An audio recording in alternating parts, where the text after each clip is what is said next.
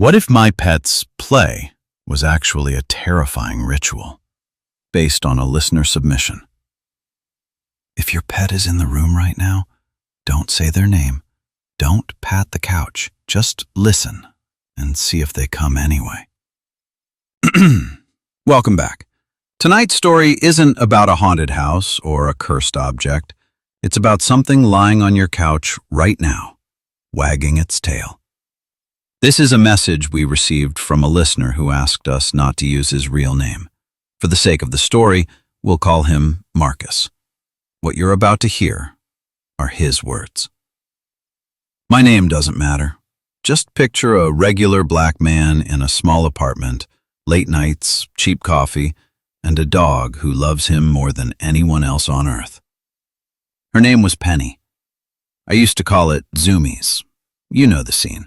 Evening light coming through the blinds, TV on low, phone in your hand.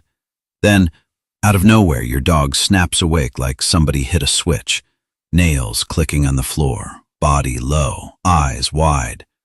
Then she explodes. Penny would tear a loop through the apartment. Living room, hallway, bedroom, bathroom, living room, over and over, tongue hanging out, tail high. I'd say, she's just happy. She's just playing. That's what everyone online says, right? Zoomies mean they're excited. Zoomies mean they're healthy. I believed that, until I noticed she always stopped in the exact same place. Dead center of the rug, toy in her mouth, staring at the empty air over my left shoulder. The first time I felt wrong about it, nothing big happened. It was a Tuesday. I remember because I'd worked a double shift and I was too tired to play fetch again.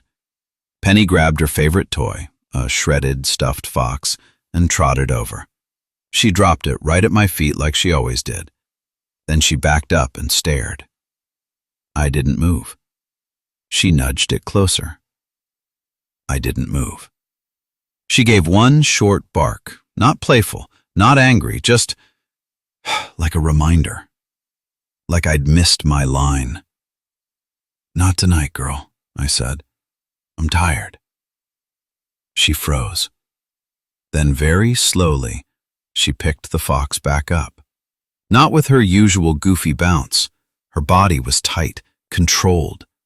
She walked away from me into the hallway, and she put the fox down in the bathroom doorway, nose touching the tile, facing the mirror.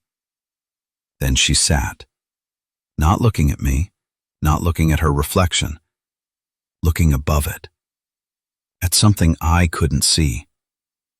I told myself it was nothing. Dogs are weird. They stare at corners. They bark at nothing. They sleep in random spots. That's what we all say, so we don't have to think about what else it could be. But after that night, I started watching more closely. I have a cheap pet cam in my apartment. One of those little white plastic things that sends motion-detected clips to your phone. It has zones you can name: kitchen, doorway, couch. I had one zone I'd tagged as a joke: ritual spot. That was the center of the rug Penny always chose. The app kept a timeline, little gray bars for normal motion, yellow ones for unusual activity. Over the next week, almost every yellow bar was in the same place. 3:07 a.m., motion, ritual spot. 3:12 a.m., motion, bathroom. 3:13 a.m., motion, ritual spot. Penny, looping in the dark while I slept. When I tapped one clip, it glitched for half a second, then played. There she was. No sound. Just the grainy green of night vision. She walked to the bathroom doorway, put the fox down, sat, stared straight at the mirror. The camera's AI tried to help. It put a little square on her face. Dog, detected. Then, for 3 frames, it drew a second square, hovering empty 6 inches above the glass. Unknown object. The tag flickered, then vanished. The video ended. My stomach went cold. That was the first time I let the thought form all the way. What if she's not playing with me at all? What if she's performing for something else? I started counting. Zoomie laps, always 4. Circuits per night, usually 2 between 3 and 4 a.m.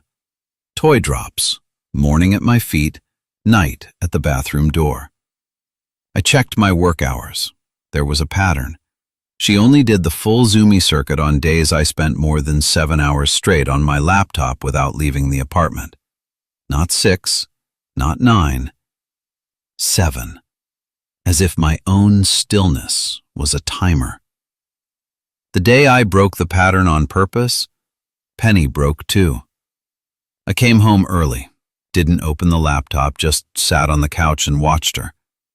At 9:13 p.m., she lifted her head, ears pricked, not toward the door, toward the ceiling, like she heard something above us. Then she looked at me, then at the bathroom.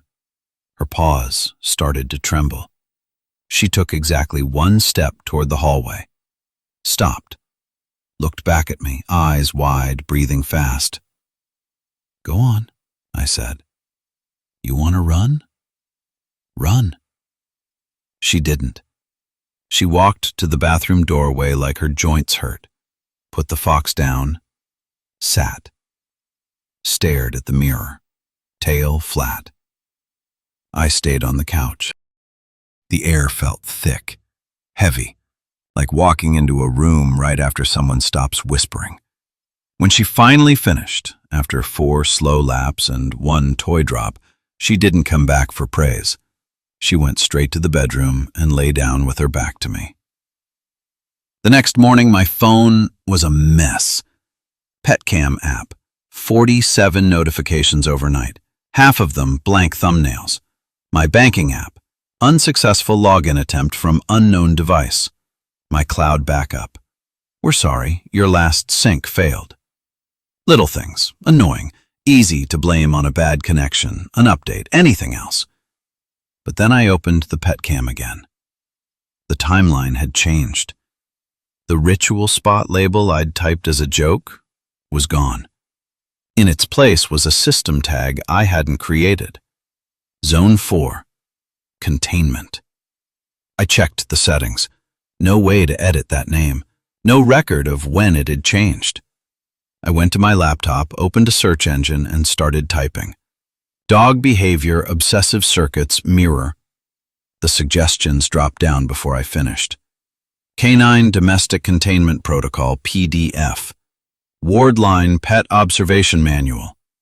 Alethea Behavior, Tier 2 Animals.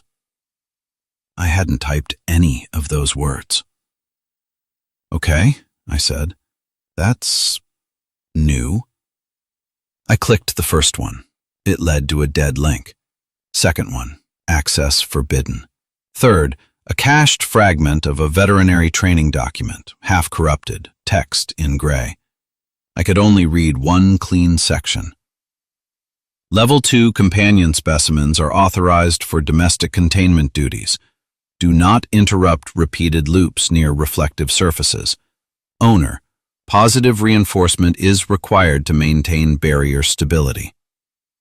Then the page refreshed by itself. Not found. Penny padded into the room and sat beside my chair. She rested her head on my knee. Warm, solid, real. "What are you, girl?" I asked. She didn't look at me. She looked past me, at the black screen of my powered-off TV. In the reflection, I saw us both, me in the chair, Penny on the floor. And behind us, for one long blink, something like a smear of heat against glass. Low, long, curved around the edges of my shape. Then it was gone. After that, I stopped trying to break anything. I let her run her 4 laps. I threw the fox, once in the morning, once at night. When she stared at the mirror, I pretended I didn't notice. The apps on my phone calmed down. Fewer glitches, no more weird search suggestions. No more containment tag changes. I could have told myself I'd imagined it all, but one night, half asleep, I heard my phone ping in the dark. A pet cam alert. Event type, ritual complete. The label changed in front of my eyes, auto-corrected to event type, playtime. Like something inside the system realized it had used the wrong word. I'm not here to tell you your pet is evil. I'm not even sure the thing they're working for is evil. Maybe it's just old, hungry, curious. Maybe this is the price for whatever protection pets give us that we don't understand. I know this. When I'm sick, Penny doesn't leave my side. When I wake up with my heart racing from a nightmare, she's already awake, staring at the same dark corner I dreamed about. When the apartment feels wrong, she does the circuit. Exactly 4 laps. Always. Maybe we didn't tame animals. Maybe we hired guards we don't remember signing a contract with. And maybe they're doing a better job than we deserve. When this video ends, I'm going to ask you to do something. Don't like it, don't comment, just watch. Then, when you're done, call your pet's name. Watch how fast they come. Look at where they stand. Look at where they look first, you, or the doorway, or the mirror, or the dark stretch of wall over your shoulder. If you own a pet cam or a smart feeder, check the logs. See if there are motion alerts at 3 a.m. you don't remember. See if there's a labeled zone you didn't name. See if the word play shows up a little too often, like someone is very eager to reassure you. If everything looks normal, good. You can call me crazy and go back to scratching ears and throwing toys. But if you see something you can't explain, a shadow that moves with them and not with you, a label you never typed, a clip where your pet stares straight into the camera, into you, then you'll understand why I stopped fighting it, why I throw the fox when she drops it, why I say, "Good girl," even when my skin crawls. Because if this is a ritual, I'm already in it. And if something on the other side of the glass needs to be kept calm, I would rather it have her to talk to than notice how often you sit still, staring at a screen, not moving, long enough for it to learn your name. Thank you for listening to The Storyteller's Moon. If this story touched you, scared you, or kept you on the edge of your seat, don't forget to like, share, and subscribe. Your support keeps the stories alive, and I can't wait to share the next one with you under the moonlight. Until then, may your nights be safe and your dreams unforgettable.